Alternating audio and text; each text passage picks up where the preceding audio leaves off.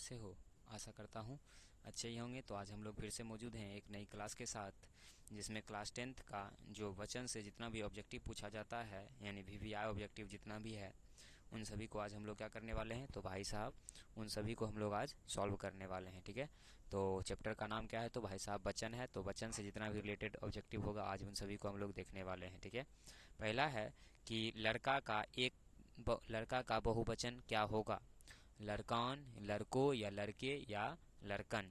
तो आपको यहाँ पर सही आंसर याद रखना है कि लड़का का जो है बहुवचन क्या होगा? तो लड़के होगा। नेक्स्ट है, नदी शब्द का बहुवचन क्या होगा? नदियाँ, नदिया, नदियाना या नदिया। तो आपको याद रखना है कि इसका सही रूप क्या होगा? तो नदियाँ होगा। नेक्स्ट है कि भारत का बहुवचन क्या होगा? किसका पूछ रहा है? सॉरी, भारतीय का बहुवचन क्या होगा? भारतीयों, भारतीयावों या भारतीयों या भारतों। तो आपको यहाँ पर सही आंसर याद रखना है कि क्या होगा? तो भारत यों होगा। ठीक है, नेक्स्ट है कि आंसू का बहुवचन क्या होगा? आंसुओं, आंसू, आंसुओं या आंसुआ। तो आपको यहाँ पर सही आंसर याद रखना है कि आंसू का बहुवचन जो है क्या होगा? तो भाई साहब यहाँ पर जो है हमारे पास क्या होगा? आंसुओं होगा। नेक्स्ट है, हमेशा बहुवचन होता है कौन? प्राण, भक्ति, किताब या माता। तो याद रखोगे कि हमेशा बहुवचन जो है प्राण होता है। क्या होता है? प्राण। नेक्स्ट है कि शुद्ध शब्द है बालक, बालकों, बालका या बालकाओं। तो आपको यहाँ पर सही आंसर याद रखना है कि शुद्ध शब्द कौन सा है? तो बालक है। नेक्स्ट है कि कौन सा शब्द बहुवचन है? माता, नदी, लड़के या किताब। तो आपको यहाँ पर सही आंसर याद रखना है कि क्या होगा? तो लड़के होगा। नेक्स्ट है कि कौन सा शब्द एक वचन नहीं है? लड़का, किताब, कुत्ता या कलम। तो आपको यहाँ पर सही आंसर याद रखना है कि कौन सा होगा? तो किताबें होगा। नेक्स्ट है कि हिंदी भाषा में वचन कितने प्रकार के होते हैं? 3, 2, 4 या 5। तो आपको यहाँ पर सही आंसर याद रखना है कि यह जो है 2 प्रकार के होते हैं। नेक्स्ट है कि कौन सा शब्द है जो प्रायः बहुवचन में प्रयुक्त होता है?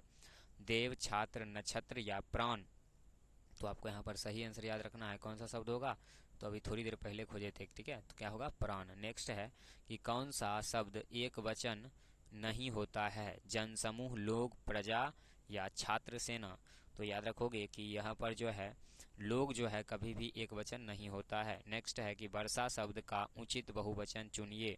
वर्षाएं, वर्षाओं या वर्षा या वर्षगण। तो आपको यहाँ पर सही आंसर याद रखना है कि वर्षा का उचित बहुवचन क्या होगा? तो वर्षा होगा। नेक्स्ट है, कौन सा शब्द एक वचन नहीं है? होश, दूध, आग या भीड़। तो आपको यहाँ पर सही आंसर याद रखना है कि होश जो है कभी भी एक वचन नहीं है।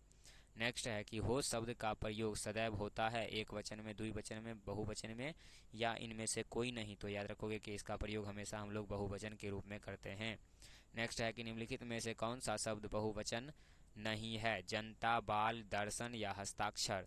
तो याद रखोगे कि यहाँ पर जो है जनता जो है यह बहुवचन नहीं है। नेक्स्ट है कि निम्नलिखित में कौन सा शब्द एक वचन नहीं है? समाचार, आग, हवा या वर्षा। तो याद रखोगे कि यहाँ पर जो है कौन सा शब्द होगा? तो समाचार होगा, जो कि एक वचन नहीं है। नेक्स्ट है, हर एक शब्द का प्रयोग होता है एक वचन में, बहुवचन में, दोनों में या इनमें से किसी में नहीं। तो आपको यहाँ पर सही आंसर याद रखना है कि इसका प्रयोग जो है हमेशा हम लोग एक वचन के रूप में करते हैं। ठीक है, तो इस तरह से हमने वचन से संबंधित जितना भी ऑब्जेक्टिव था उन सभी को क्या किया? तो भाई साहब सॉल्व कर लिया है। तो आज के लिए इतना ही रहने दीजिए, देखेंगे विशेष अगले क्लास में। तब तक के लिए जय